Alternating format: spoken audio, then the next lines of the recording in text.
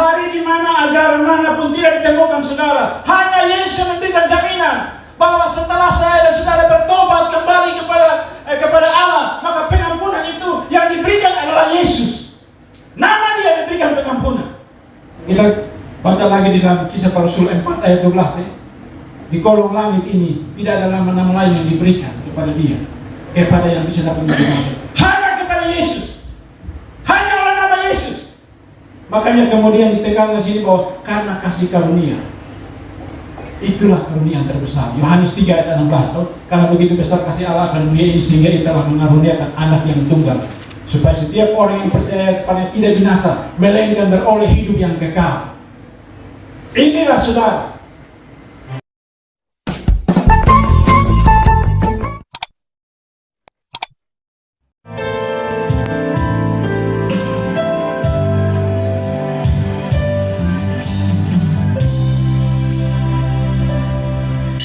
Terus ada di hadapan hadirat Tuhan, haleluya. Kita mau belajar firman Tuhan di tengah situasi zaman, dan ini akhir zaman akhir. Gereja Tuhan sedang diperhadapkan dengan persoalan tantangan yang bisa-bisa kalau kita tidak kuat di dalam Tuhan, maka kita akan terjerumus kepada cinta dan dunia. Kita berdoa. Ya Allah, ya Tuhan kami ada di hadapan hadirat-Mu. Kami akan belajar akan firman Tuhan, dan untuk itu Tuhan, kami percaya sesuai dengan janji-Mu bahwa di mana firman Allah diberitakan, Tuhan akan turut menyatakan dengan kuasa tanda-tanda itu menyertai. Dan kami percaya bahwa Allah sedang beracara di tempat ini dalam nama Yesus, yaitu Roh Kudus sedang berkuasa bagi kami semua, sehingga malam hari ini kami diberkati lewat firman Tuhan karena otoritas kuasa Roh Kudus. Karena tanpa kuasa Roh Kudus kami tidak bisa buat apa-apa, termasuk hamba yang memberitakan firman. Hamba hanya sebagai alat untuk menyampaikan firman Allah, dan kuasa itu datangnya daripada Tuhan. Terima kasih Tuhan. Mari Tuhan, berfirmanlah kepada kami, karena kami sudah siap mendengarnya. Demi Kristus Yesus Tuhan kami berdoa, haleluya. Yang percaya sama-sama katakan amin. Kita berikan kemuliaan bagi Tuhan. Shalom. Saudara kekasih Tuhan, saya sebenarnya siap beberapa tema, tapi kemudian karena saya ini di samping ada ibu juga di YouTube, akhir-akhir ini saya juga bangunin lewat TikTok. Umur sekarang juga di TikTok ya, tapi TikTok dalam hal pelayanan rohani. Saudara kekasih Tuhan, kemudian saudara, kita belajar hari-hari ini bahwa peristiwa besar yang terjadi ya, itu bukan hanya untuk lembaga kepolisian.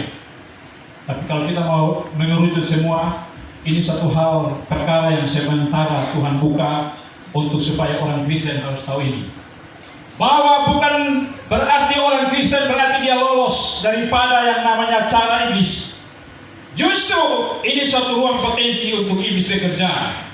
Sekarang ada persoalan bagaimana saya dan saudara sebagai orang Kristen yang bilang percaya kepada Yesus yang punya kuasa, apakah kemudian kita mampu untuk bisa?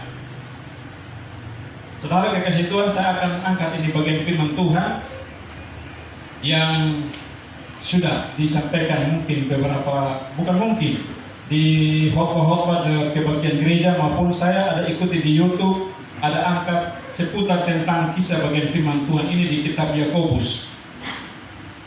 Yakobus pasal 4 ayat yang pertama sampai dengan ayat yang ke-10 dengan sesuai dengan yang ada di Alkitab, hawa nafsu dan persahabatan dengan dunia. Ini saudara kekasih Tuhan, ini gambaran akhir zaman, gambaran zaman akhir menuju akhir zaman. Jadi ini zaman akhir menuju akhir zaman. Alkitab mencatat bahwa di masa-masa hari terakhir, kasih banyak orang akan pudar. Ini penggenapan firman Tuhan. Sehingga di sini firman Tuhan lewat Yakobus ini akan menyampaikan, membuka, mengurai di sini. Apa yang akan terjadi bagi orang percaya kalau tidak kuat di dalam Tuhan? Makanya saya bilang, jangan orang kemudian senter kepada yang peristiwa besar terjadi di lembaga kepolisian. Tapi orang lupa bahwa di dalamnya ada personal, pribadi. Yang notabene saya coba cari tahu hati-hati biografinya. Ternyata ini orang-orang Kristen. Pukulan, saudara. Kenapa? Orang Kristen khotbahnya hebat-hebat, pemberitaannya jago-jago luar biasa. Tapi kemudian saudara, kejadian. Ini satu hal, bukan masalah orang Kristen atau tidak orang Kristen. Tapi bagaimana supaya orang bisa hidup di dalam dia tidak mengikuti hawa nafsu. Karena ini potensi bagi iblis. Saudara, kita baca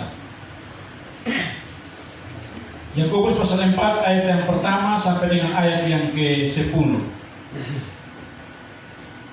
Kita baca, saya ayat yang ganjil, nanti semua saudara ayat yang genap. Mulai dari saya, hawa nafsu dan persahabatan dengan dunia. Dari manakah datangnya sengketa dan pertengkaran di antara kamu? Bukankah datang dari hawa nafsumu yang saling berjuang di dalam tubuhmu? Kamu ingin sesuatu, tetapi kamu tidak memperolehnya. Lalu kamu membunuh. Kamu ingin hati, tetapi kamu tidak mencapai tujuanmu. Lalu kamu berdebat dan kamu bermarah. Kamu tidak berdoa apa-apa karena kamu tidak berdoa. Atau kamu berdoa juga, tetapi kamu tidak menerima apa-apa karena kamu salah berdoa. Sebab yang kamu minta itu hendak kamu habiskan untuk memuaskan hawa nafsumu. Hai kamu orang-orang yang tidak setia, tidakkah kamu tahu bahwa persahabatan dengan dunia adalah solusi malapetaka? Janganlah persahabatan menjadi sahabat dunia ini. Ia menjadikan diri musuh Allah. Janganlah kamu menyangka bahwa kitab suci tanpa alasan berkata, roh yang ditempatkan Allah di dalam diri kita diingininya dengan cemburu. Tetapi kasih dunia ini benar-benar berkata lebih besar daripada itu. Karena itu dia berkata, Allah menentang orang yang coba, tetapi menasihati orang yang menyenangkan. Karena itu, tunduklah kepada Allah dan lawanlah iblis, maka ia akan lari daripadamu. Mendekatlah kepada Allah, dan dia akan mendekat kepadamu. Tahirkanlah tanganmu, hai kamu orang-orang dosa, dan bersihkanlah hatimu, hai kamu yang berdoa. Sadarilah kemalanganmu, berduka citalah dan merataplah. Hendaklah tertawamu kamu ganti dengan ratap dan sukacitamu dengan duka cita. Rendahkanlah dirimu di hadapan Tuhan, dan dia akan diperkenalkan. Haleluya. Saudara kekasih Tuhan, ini satu pegangan yang diberikan oleh Tuhan lewat Yakobus ini kepada orang Kristen, artinya bukan orang Kristen, orang percaya, bahwa kalau mau supaya hidup jangan menjadi sarana potensi ataupun sarana bagi pekerjaan iblis yang menjerumuskan kita, maka kita harus seperti ini. Yang dia angkat salah satu, dia tunduklah kepada Allah dan lawanlah iblis, maka dia akan lari daripadamu. Saudara kekasih Tuhan, kalau kita baca secara begini, apa hubungan antara hawa nafsu yang tadi iri dengki, kemudian membunuh, dan kemudian di ayat yang ke-7 dibilang tunduk kepada Allah, lawanlah iblis. Kalau secara kita berpikir sejenak ataupun mengartikan sejenak, tidak ada satu perbedaan, tidak ada satu kesamaan. Tetapi inilah pekerjaan iblis, sangat suka seperti ini. Iblis sangat suka kalau orang-orang percaya itu saling membenci, saling iri dan kiri. Maka di sini potensi bagi iblis untuk dia menghancurkan akan orang Kristen, gereja Tuhan. Ini salah satu senjata. Makanya Yakobus di sini, firman Tuhan di awal Yakobus bilang begini, tunduklah kepada Allah dan lawanlah iblis, maka dia akan lari. Artinya dengan begini, bahwa iblis memakai ini semua potensi ini untuk menghancurkan gereja Tuhan. Saudara, karena ini sudah viral dan kemudian sudah ada foto-foto sudah bangun, bukan dengan TV, tapi bagaimanapun ada keterikatan karena dia orang Kristen. Siapapun dia, orang Kristen. Saudara, saya yang tadi saya bilang, saya ikut di TikTok yang tadi pagi kebetulan saya ada sedikit masuk dan kemudian ada yang muncul. Saya sangat prihatin begini. Minta maaf ya, ada pernah di mana 17 Agustus ada lewat konvoi polisi. Tiba-tiba masyarakat teriak, Sambo, Sambo, Sambo. Kasihan saya lihat. Secara manusia, secara ini saya juga sebenarnya benci, tapi kemudian timbul. Kok begini? Satu orang punya berbuat, ulah lembaga ini menjadi kotor, lembaga ini menjadi kurang bagus. Yang kedua, tadi saya ketemu di TikTok, ada seorang teman yang sama-sama pertemanan di TikTok, dia buat menyanyi lagu rohani kalau tidak salah. Tapi sebelumnya ada penggalan kata bahwa hidup dan matiku untuk Kristus. Tiba-tiba komentar miring mulai masuk. Lucu sama seperti Sambo mah. Sama. Jadi lu mau buat baik apapun, sehebat apapun, tapi kalau lu masih pakai atribut ini, orang nilai sama seperti dia. Padahal tidak sama. Itu personal, pribadi orang. Tetapi kita harus belajar dari sini bahwa karena hawa nafsu yang tidak terbendung, maka terjadi seperti ini. Hawa nafsu banyak, saudara. Seks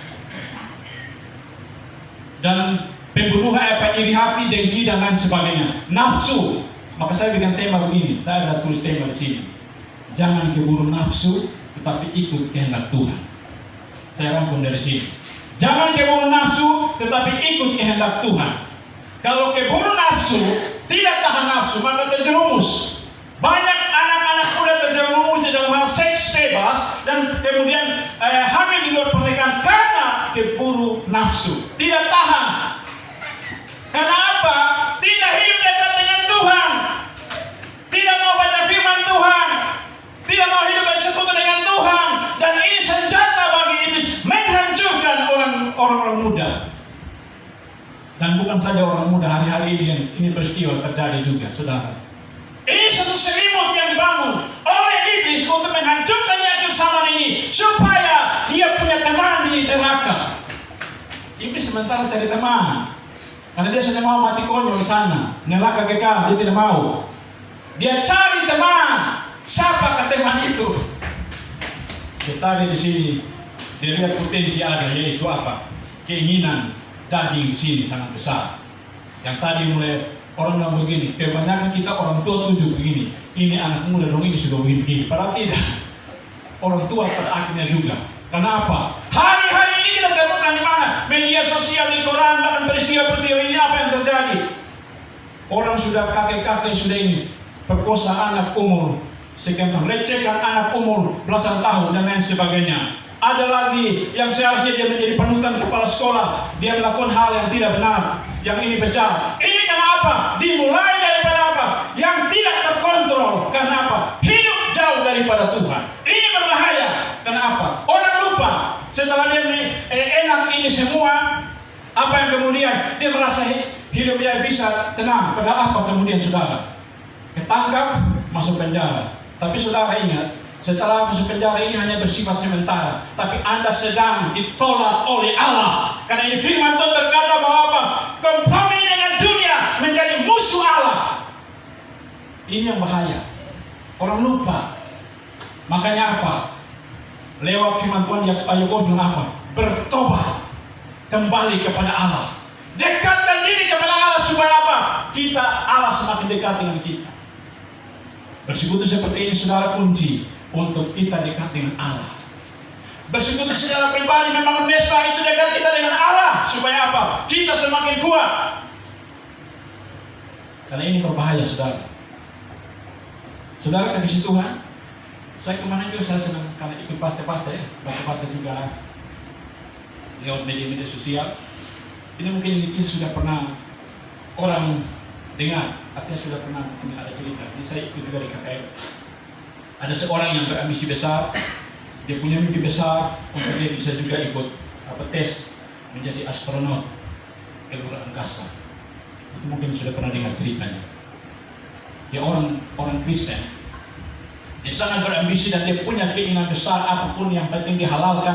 Dia tetap berdoa supaya dia bisa lolos sebagai 30 orang untuk ke angkasa, ruang angkasa, ke planet. Dan itu seleksinya 3.000-an orang. Dari 3.000 orang, dia punya pergumulan supaya diseleksi turun ke 13 orang. Dan dia masuk dari 13 orang itu, 300 orang itu dia masuk. Dari 3.000 turun ke 300 dia masuk. Kemudian diseleksi lagi untuk mendapat yang terbaik 30 orang. Dan saudara kekasih Tuhan, dia juga lolos masuk ke 30 orang. Tapi kemudian sesuatu dan lain hal, mungkin ada persyaratan yang lain. Ternyata dia tidak jadi diberangkatkan. Kemudian apa yang terjadi? Dia bergolak dan dia salahkan di mana Tuhan Allah yang saya sembah. Yang bilang Allah dalam nama Yesus yang hebat dan luar biasa. Saudara kekasih Tuhan, selesai itu kemudian dia menyesal. Apa yang terjadi besoknya? Pesawat antariksa berangkat. Tapi kemudian apa yang terjadi? Sampai di ruang angkasa hancur di sana, meledak. Lebih kurang 30 orang mati di sana. Dia merenungkan di sini. Ternyata di balik peristiwa ini Tuhan punya maksud supaya kalau kamu ikut, kamu punya keinginan dagingmu, kamu juga mati di sana. Allah tidak mau. Makanya apa? Allah kasihmu di sini. Hatimu sakit kadang-kadang. Maka saya bilang kadang-kadang begini, orang putus cinta itu kadang-kadang hati sudah sakit toh. Sakit dia bilang, aduh ini saya sudah mati, sudah tidak bisa buat apa-apa. Tuhan punya maksud untuk supaya dia hancurkan ini semua yang tidak baik, supaya tujuannya supaya kepentingan yang lebih besar yang Tuhan berikan bagi saya dan saudara. Makanya di sini yang pertama dia katakan untuk melawan hawa nafsu ataupun yang tadi dengan tema tadi, jangan keburu nafsu ini, maka ikut jalan Tuhan. Ikut jalan Tuhan yang dikatakan di sini oleh Yakobus di sini bahwa tunduklah kepada Allah, lawan itu iblis. Iblis itu apa? Ini yang kemudian kedua percobaan ini. Saya baca firman Tuhan, oh betul, saya kaitkan dengan apa yang Tuhan pernah cakapkan dengan Petrus. Toh, waktu dia mau ngomong tentang dia punya proses kematian, kemudian Petrus larang. Toh, Tuhan bilang apa? Omong di Petrus bilang apa? Hai Petrus, bukan tidak. Hai iblis. Kenapa? Semua itu merupakan cara iblis. Hawa nafsu orang kemudian yang tidak terbendung dan lain. Ini cara iblis dan dia pakai untuk menghancurkan. Dan saudara tidak bisa punya jabatan, kemudian saudara bisa punya uang dan segala macam untuk bisa membantu. Tidak bisa saudara. Hanya dengan Tuhan, hanya dengan kasih karunia Tuhan bisa diselamatkan. Maka di sini ayat yang tadi di ayat yang keempat dari Yakobus ini, dia katakan di ayat yang kelima itu dikatakan begini, janganlah kamu menyangka bahwa kitab suci tanpa alasan berkata, roh yang ditempatkan Allah di dalam diri kita diingininya dengan cemburu. Kalau dia Allah mau pakai ini kalimat, roh itu cemburu ada tempatkan di diri manusia itu, dia sangat cemburu, maka tidak ada satupun yang bisa. Lu buat kesalahan sendiri, dia buat, dia hukum murka. Tetapi kita lihat bagian yang berikut dikatakan begini, tetapi kasih karunia yang dianugerahkannya kepada kita lebih besar daripada itu. Kasih karunia itu apa? Itu yang berkata anugerah kemurahan hati. Kemurahan hati Allah yang terbesar itu siapa? Dia merelakan dirinya, yaitu putra tunggalnya ke dalam dunia ini. Untuk supaya apa? Itu merupakan satu kasih karunia Allah supaya dunia diselamatkan. Tapi kemudian saudara, orang mulai mengejek olok tentang dia punya salib.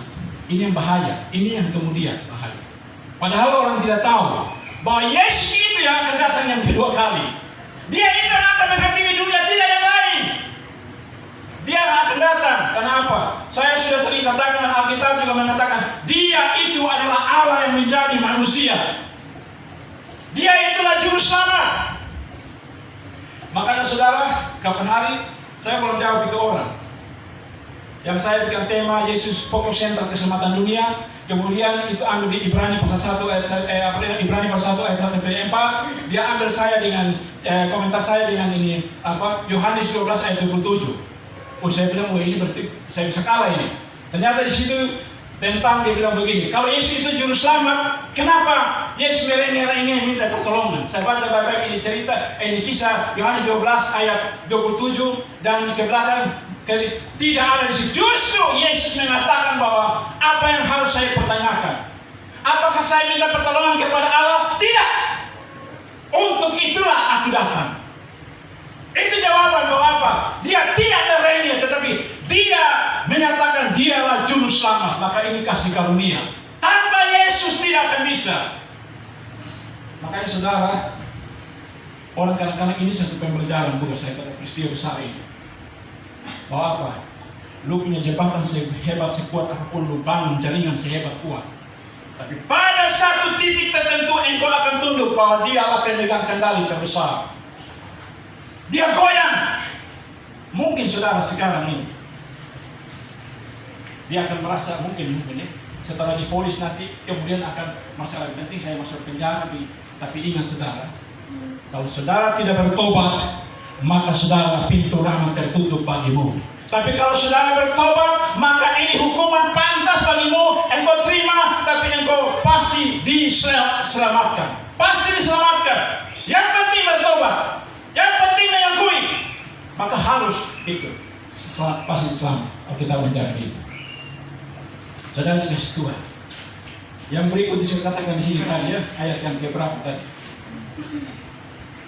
Karena itu tunduklah kepada Allah dan lawanlah iblis, maka ia akan lari daripadamu. Yang berikut, mendekatlah kepada Allah dan ia akan mendekat kepadamu. Kita bersekutu seperti ini, bukti bahwa kita semakin dekat dengan Allah. Kita semakin dekat dengan Kristus, Roh Kudus yang satu itu. Maka kemudian Allah dekat dengan kita. Saya sering pakai istilah begini.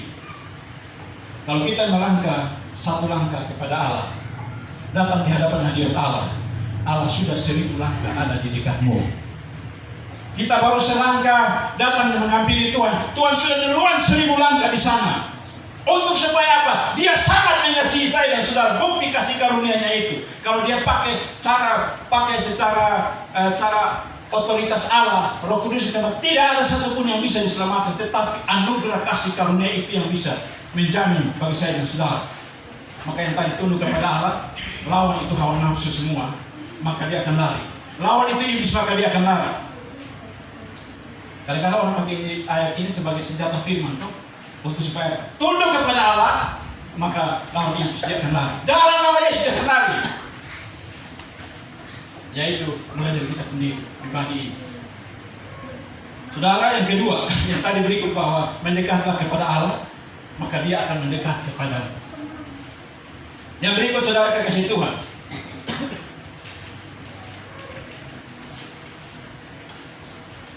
Ayat yang berikut dikatakan begini.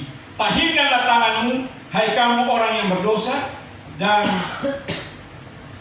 sucikan hatimu, hai kamu yang mendua hati. Ini bicara tentang pertobatan. Kalau kita sudah tunduk kepada Allah, itu dia punya perintah firman-Nya, kita bersekutu dengan dia, dekat dengan dia, berdoa, maka kita harus bertobat.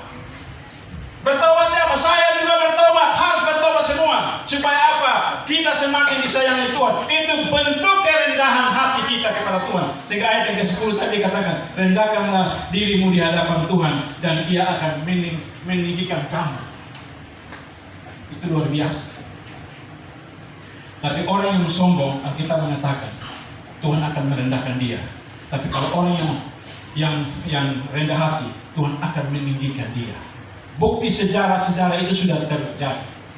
Kita kisah ingat misalnya Raja Daud. Kemarin ada satu ini, saya ingat ini peristiwa besar, orang samakan. Dia bikin tema begini, ada seorang pendeta. Dia bilang begini, Raja Daud versus Sambo. Hampir mirip saudara. Miripnya begini. Raja Daud orang hidup dan dipilih, diurapi oleh Tuhan, dipilih oleh Tuhan. Tapi secara manusia dia juga penuh dengan hawa nafsu. Dia lihat istri Uria sedang mandi dalam keadaan yang menarik. Timbul.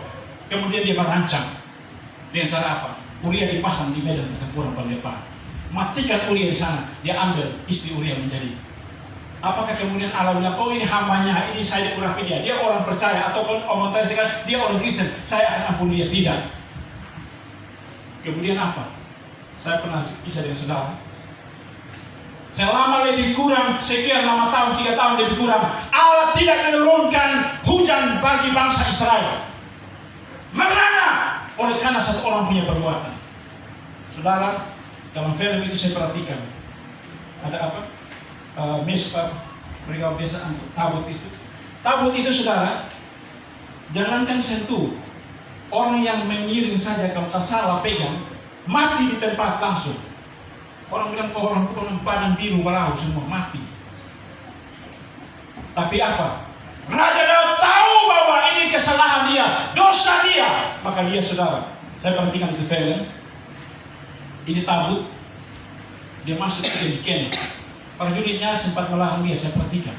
Tapi dia datang di ini tabut, dia dekat sini, dia tidur di tabut. Padahal saudara, pada saya bilang, Alkitab mencatat, jangankan Rabah, jauh saja sekian meter mati kalau tidak benar. Tapi dia mau korbankan hidup diri karena dia kembali. Makanya kunci di sini saudara, kalau kita sudah salah jalan dan semua, bertobat.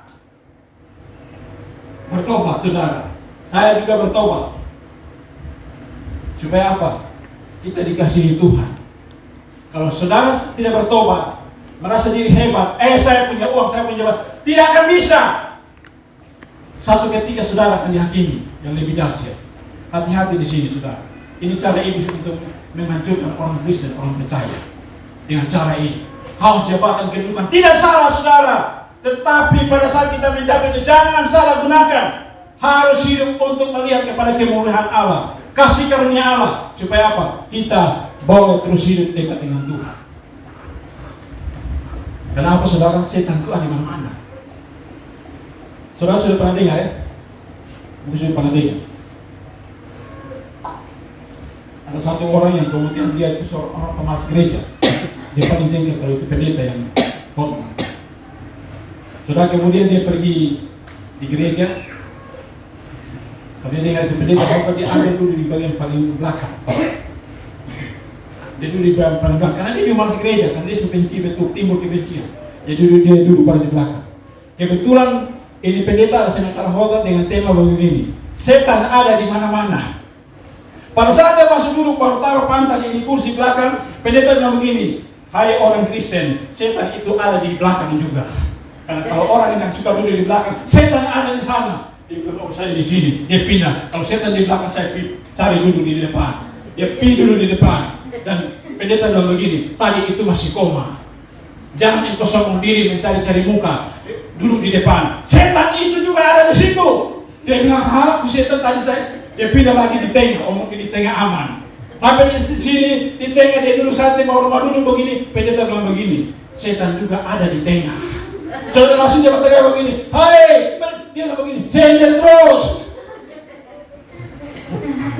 Ini contoh, ilustrasi saudara. Bahwa apa? Setan itu ada di mana-mana. Jangan pikir setan saya di persekutuan doa sini tidak ada setan, karena saya mesti dalam nama Yesus. Jangan pisah dapat lihat ketemu apalagi nona-nona yang mulai pakai rok mini begini, ada belah begini, jadi oh ini namanya manusia. Timbul hawa nafsu. Ini yang harus hati-hati. Bagaimana bisa menjaga? Di mana Mazmur berapa? Mazmur 100 berapa ya? 119 ayat. Bagaimana orang muda bisa mempertahankan kehidupannya bersih? Dengan menjaga dengan firman Tuhan.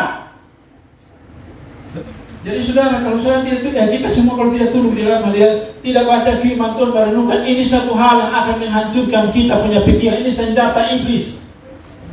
Mazmur 119 ayat 9. Dengan apakah seorang muda mempertahankan kelakuannya bersih dengan menjaganya sesuai dengan Haleluya. Itu satu bentuk senjata untuk bisa menjaga hidup ini tetap terjaga. Menjaga dengan firman Tuhan. Saudara, kita manusia. Saat ini saya mungkin pada saat persiapan untuk pelayanan ibadah, pelayanan pemberitaan, pelayanan sebagai seorang leaders, sebagai pemain musik ataupun saya pasti mempersiapkan diri secara baik, menjaga hidup ini. Tapi kemudian pada saat kita secara manusia akan timbul pikiran, hati kita semua. Bagaimana bisa menjaga? Dengan firman Tuhan. Supaya hidup ini terus terjaga, supaya jangan terpengaruh. Saudara, yang kemudian tadi itu berbicara tentang pertobatan. Terus bagaimana yang kalau kita baca bagian yang berikut tadi dikatakan bahwa sadarilah kemalanganmu, berduka cita dan merataplah, hendaklah tertawa kamu ganti dengan ratap dan sukacitamu dengan duka cita. Ini kalau kita mau ambil kemas di dunia, hidup ini adalah kesempatan. Di saat ini benar kita miliki yang namanya gambarkan begini. Kok masa ini Alkitab bilang begini? Saya dalam keadaan sukacita, senang, kok tiba-tiba suruh saya menangis? Bukan, saudara. Tapi bagaimana supaya kita terus berjuang, bergumul, meratap dan berdoa terus. Supaya apa? Terjaga hidup ini. Bukti bahwa kita mengandalkan Tuhan. Supaya apa? Tuhan akan menganggap kita. Contoh tadi ya, kisah Raja Daud ya. Luar biasa tuh. Kalau kita membaca ini sejarah kisah, secara manusia, Yesus lahir, itu daripada orang-orang, generasi-generasi yang jatuh bangun. Raja Daud contoh, keturunan Yesus secara manusia. Itu dari Raja Daud yang tadi bersinar. Dia keturunan kita baca lagi sebelum ini. Terjadi demikian. Kan aneh. Alkitab tidak menutup ini. Dia menambah ada kasih karunia di sana. Karena apa? Ada pertobatan. Maka Allah pilih kembali. Makanya kemudian apa? Setelah Raja Daud yang tadi dia dipulihkan kembali, Tuhan bilang begini. Tuhan membangun perjanjian kembali. Bahwa apa? Orang keturunanmu akan muncul tunas dari Israel. Akan muncul. Kemudian datang penggenapan, yaitu Yesus Kristus Tuhan itu sendiri. Luar biasa. Dari orang yang bersinar tadi, orang yang jatuh, tapi dia mau kembali, maka Tuhan angkat dia kembali. Makanya saya bilang kunci saudara, kita manusia hidup dalam dosa. Tapi tak kala kita sudah terlanjur jatuh, kembali dan bertobat, pintu rahmat terbuka, pengampunan Tuhan berikan. Dan ingat saudara, saya mau katakan bahwa pengampunan hanya diberikan bagi yang percaya kepada Kristus. Kalau tidak percaya kepada Kristus, tidak ada pengampunan. Karena nama Kristus itu yang menjamin pengampunan dan pertobatan. Tidak ada nama lain. Cari saudara. Tidak ada yang bisa menjamin untuk pengampunan dan keselamatan. Hanya Yesus. Itu yang bisa menjamin. Coba kita baca di dalam Lukas pasal Injil Lukas ya. Injil Lukas pasal 24 ayat 46 dan sampai 47. Lukas 24 ayat 46 dan 47. Katanya kepada mereka, ada tertulis demikian. Mesias harus menderita dan bangkit dari antara orang mati pada hari yang ketiga. Dan lagi, dalam namanya berita tentang pertobatan dan pengampunan dosa harus disampaikan kepada segala bangsa, mulai dari Yerusalem. Haleluya. Dan lagi dalam namanya berita tentang pertobatan dan pengampunan dosa harus disampaikan kepada segala bangsa mulai dari Yerusalem. Cari di mana ajaran manapun tidak ditemukan saudara. Hanya Yesus yang memberikan jaminan bahwa setelah saya dan saudara bertobat kembali kepada Allah, maka pengampunan itu yang diberikan adalah Yesus. Nama dia memberikan pengampunan. Kalau kita baca lagi di dalam Kisah Para Rasul 4 ayat 12 ya. Di kolong langit ini tidak ada nama-nama lain yang diberikan kepada dia, kepada yang bisa dapat menerima. Hanya kepada Yesus. Hanya oleh nama Yesus. Makanya kemudian ditekankan di sini bahwa karena kasih karunia. Itulah karunia yang terbesar. Yohanes 3 ayat 16 toh, karena begitu besar kasih Allah akan dunia ini sehingga Ia telah mengaruniakan anak yang tunggal, supaya setiap orang yang percaya kepada tidak binasa, melainkan beroleh hidup yang kekal. Inilah saudara. Saudara, sedikit sepotong saya kemarin saya hari-hari ini suka di TikTok juga saya ikut. Ada percakapan Ustadz yang videonya viral gitu bilang salib ada jin. Itu Ustadz apa? Ustadz Somad ya. Kemarin percakapan dia dengan ada satu pembawa acara orang Kristen namanya Denny ya. Denny siapa ya? Yang biasa Kristen punya. Hanya dia. Tentang kenapa apa motivasi yang omong itu salib. Dia jelaskan semua, saudara. Dia jelaskan semua. Penggalan videonya itu ya. Memang tadi yang mau argumen bahwa dia, tapi tidak masalah. Tapi saudara di situ dia juga takut. Dia bilang bahwa saya tidak menghina tentang salib Yesus. Saya tidak nonton sampai habis, saudara. Di situ betul atau tidak, tetapi saudara pada akhirnya dia mengaku takut, saudara. Karena ini zaman akhir. Lupa sampai dimanapun dia akan datang yang kedua kali untuk menghakimi dunia, tidak yang lain. Maka kemudian saudara, maka saya sering omong, banggalah sebagai orang Kristen. Tapi kemudian jangan salah gunakan itu orang Kristen itu. Itu yang saudara harus perlu kita perhatikan sih. Karena Tuhan itu sangat sayang betul kepada kita. Cari di mana yang Tuhan katakan bahwa di atas batu karang ini aku akan letakkan gerejaku. Tidak ada. Dia bicara kepada Petrus. Petrus itu yang kemudian dengan para murid Rasul bergerak dan kemudian di Antioquia mereka disebut orang Kristen pertama kali. Itu yang kemudian disinilah orang Kristen berdiri pada suatu pijakan yang betul. Tapi di sini kembali, apakah kita mau hidup betul menjaga akan kita punya dasar ini, yaitu Yesus Tuhan. Karena Dia itu yang memberikan keselamatan. Saudara kasih Tuhan, makanya bukti itu. Contoh, Yesus pada waktu disalib, orang bilang sudah siapa yang seperti Yesus? Matinya, sengsaranya di atas kayu salib sebagai manusia. Tapi Allah yang hidup di dalam dirinya. Dia Allah.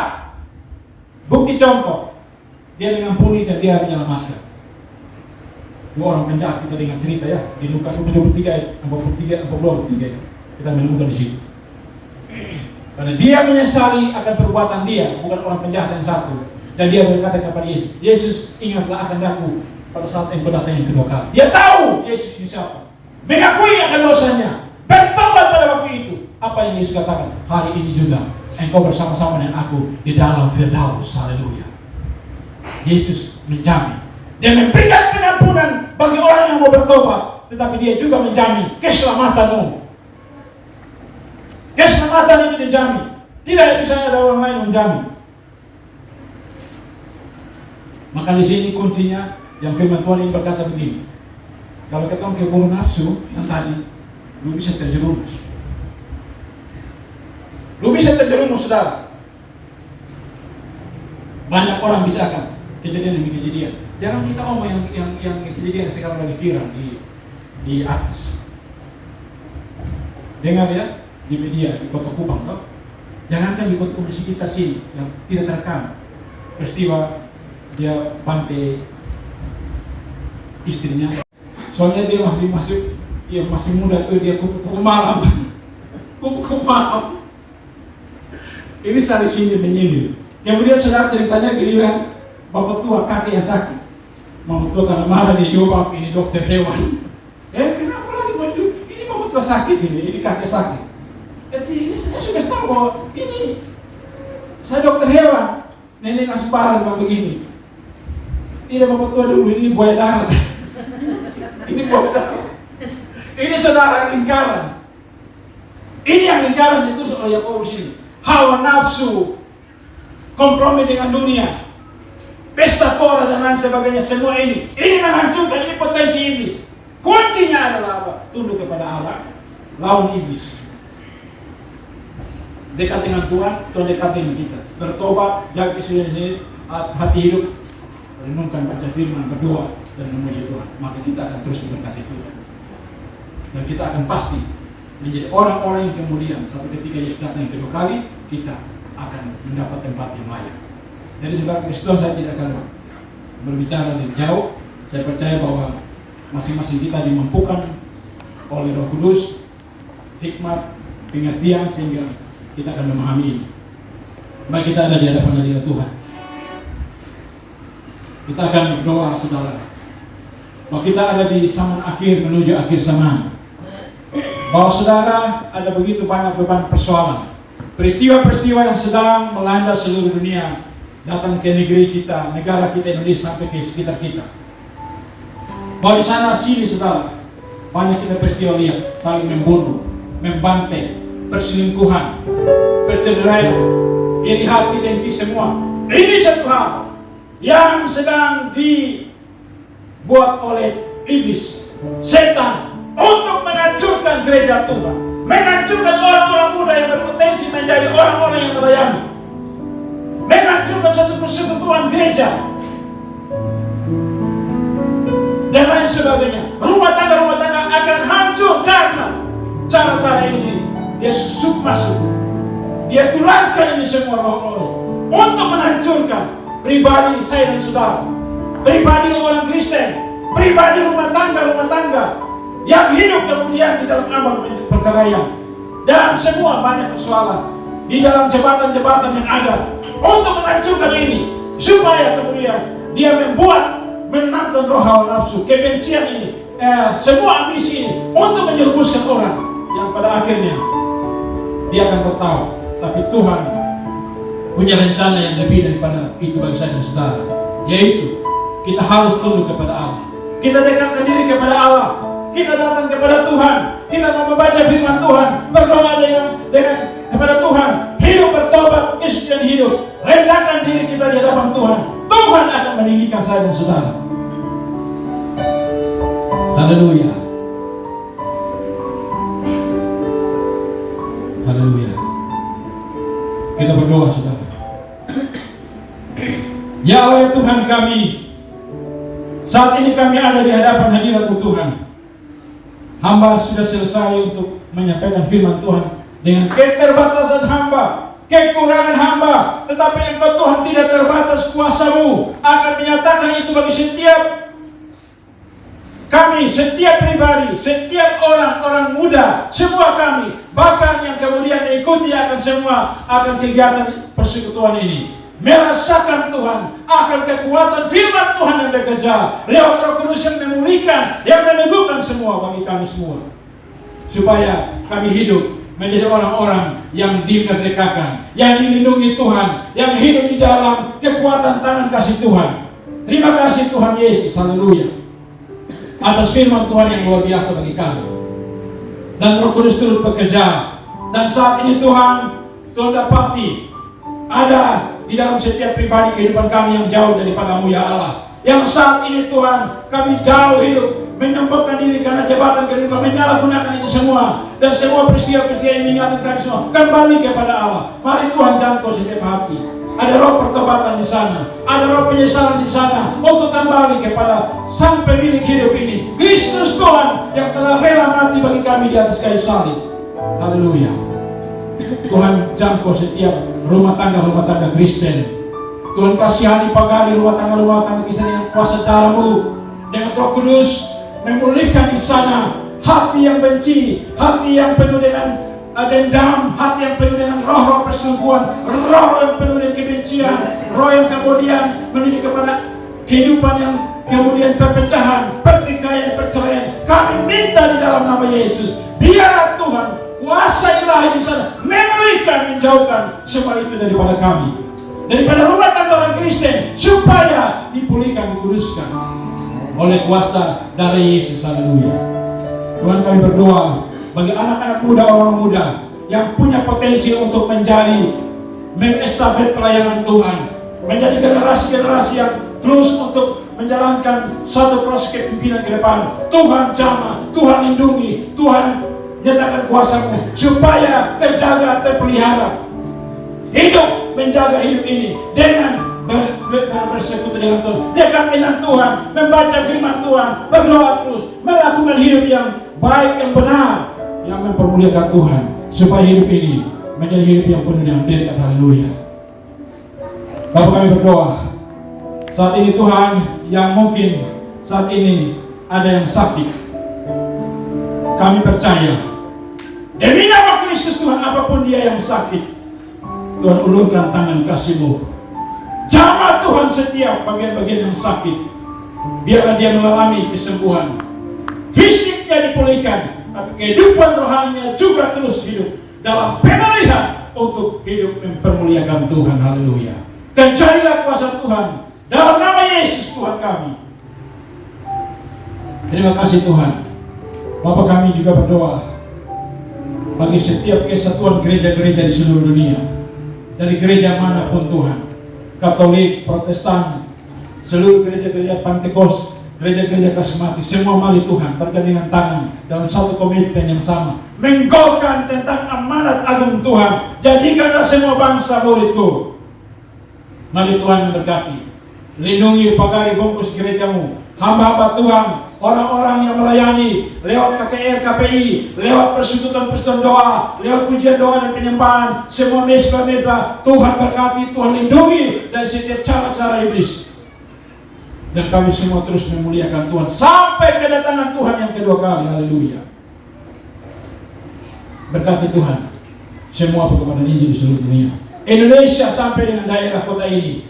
Dan wadah ini Tuhan yang Tuhan telah khususkan untuk Tuhan pakai sebagai alat berkat. Tuhan tahu seluruh potensi yang ada, pembicara-pembicara, pengkhotbah, semua yang punya suara vokal yang luar biasa, pemain musik semua, pendoa-pendoa, semua punya hati yang hidup untuk melayani. Tuhan curahkan dengan kuasa-Mu yang luar biasa. Dan terima kasih, wadah ini, persekutuan doa Immanuel ini semakin dipakai Tuhan hari demi hari. Tuhan, kalau Tuhan berkenan, tambahkan jiwa-jiwa yang ada untuk pergandengan tangan bersatu padu melayani. Maka kami berdoa bagi Kabupaten Sika kota ini, supaya ada kesatuan roh yang sama bagi gereja-gereja yang sama, misi yang sama, orientasi yang benar, adanya oikumene, bukan orientasi yang keliru, supaya tidak menjadi ruang potensi bagi iblis menciptakan perpecahan dan persekutuan yang terjadi, supaya kota ini menjadi kota yang penuh dengan lawatan Tuhan, ada kemuliaan Tuhan. Terima kasih Tuhan. Kami berdoa bagi pemerintah kami dari tingkat pusat sampai dengan tingkat daerah.